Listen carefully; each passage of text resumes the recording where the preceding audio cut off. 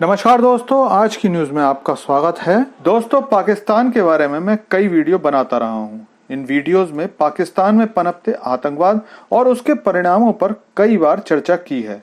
और सिर्फ मैंने ही नहीं बल्कि हर तरफ ये चर्चा लगभग आम है कि पाकिस्तानी अर्थव्यवस्था डूब चुकी है और पाकिस्तान कभी भी खुद को दिवालिया घोषित कर सकता है। लेकिन इधर कुछ समय से जब से पाकिस्तान को आईएमएफ द्वारा सहायता देने की घोषणा की गई है, उसके बाद चीन ने लगभग $2.5 बिलियन का लोन रिशेड्यूल किया है। उसके बाद यूएई और सऊदी ने कुछ सहायता दी है। चारों तरफ यही माहौल बनने लगा था कि अब 1-2 साल पाकिस्तान ठीक ठाक रहेगा। लेकिन अब जो नई खबर आ रही है वो अर्थव्यवस्था का सही हाल सामने रख रही है। तो क्या है ये सारा मामला, आपको सब बताता हूं, वीडियो में अंत तक बने रहिए। तो दोस्तों, पाकिस्तानी अर्थव्यवस्था के बारे में हम लगातार चर्चा करते रहते हैं, लेकिन अब पाकिस्तान ने अपने एसेट्स की सेल लगा दी है और अपने हर उस चीज को बेचने को तैयार हो गया है जिस पर अभी भी पाकिस्तान का मालिकाना हक है। हालांकि आप कह सकते हो कि भारत और पूरी दुनिया में इन्वेस्टमेंट को लाए जाने की कोशिश होती रहती है, इसमें क्या गलत है। लेकिन आपको बता दूं कि इसमें जमीन आसमान का अंतर है। एक तो इन्वेस्टमेंट जब बुलाया जाता है तो 51 और 49% के रेशियो में अधिकतर बुलाया जाता है, और अगर ज्यादा परसेंटेज प्राइवेट या विदेशी पार्टनर की होती है तो भी ऐसे संस्थान के लिए निवेश बुलाया जाता है जो नुकसान में चल रहे हों। लेकिन पाकिस्तान में ऐसा नहीं है। पाकिस्तान ने अपना कराची बंदरगाह का 85% हिस्सा यूएई को देने का मन बना लिया है।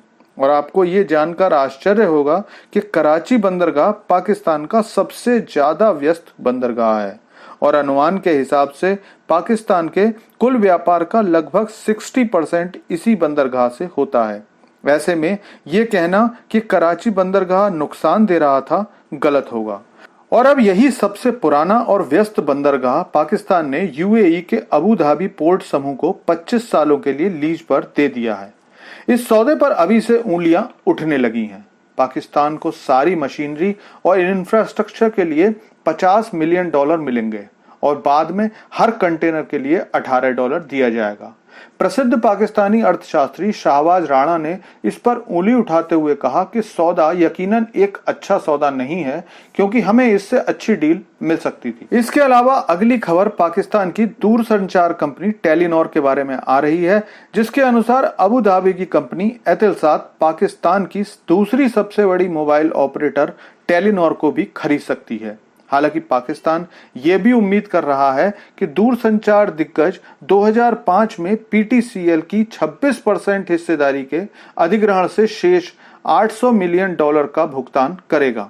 इसके अलावा 3 पूर्व वित्त मंत्रियों के सलाहकार खाकान नजीब के अनुसार कतर से पाकिस्तान के इस्लामाबाद, कराची और लाहौर हवाई अड्डों के संचालन की बात भी पिछले 2018 से चल रही है। लेकिन दिक्कत यह है कि ये सभी भारी नुकसान में चल रहे हैं और राजनीतिक पार्टियों ने अपने लोगों को वहां नौकरी पर लगाने में कोई कमी नहीं की है, जिसके बाद एयरपोर्ट्स के खर्चे बहुत ज्यादा हो चुके हैं, क्योंकि कोई भी खरीदार जरूरत से ज्यादा कर्मचारियों को बर्दाश्त नहीं कर रहा। इसलिए भी इनकी डील डिले हो रही है। नजीब के अनुसार अगला नंबर ऊर्जा, रेलवे, संचार, विनिर्माण, वित्त, इंजीनियरिंग जैसे क्षेत्रों के 168 संपत्तियों को बेचने के बारे में सरकार सोच रही है।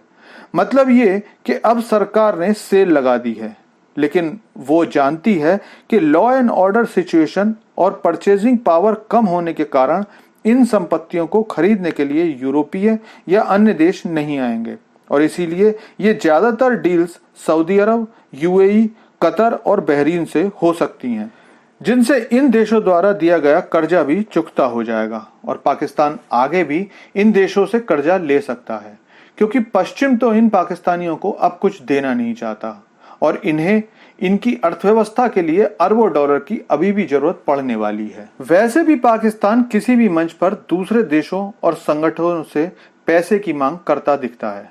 कई बार हमें लगता है कि केवल $1 बिलियन के लिए पाकिस्तान IMF के पैरों में लेट गया था, लेकिन ऐसा नहीं है।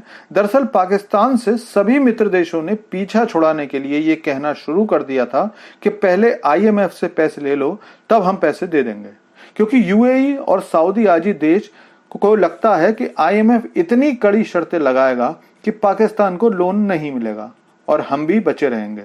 लेकिन पाकिस्तान को तो भीख मांगने का लगभग 70-75 साल का एक्सपीरियंस है और पाकिस्तान सरकार ने ऐसा दांव खेला कि IMF से लोन मिल ही गया और अब बाकी मित्र देशों को भी अपनी बात रखने के लिए पैसे रिलीज करने पड़ रहे हैं।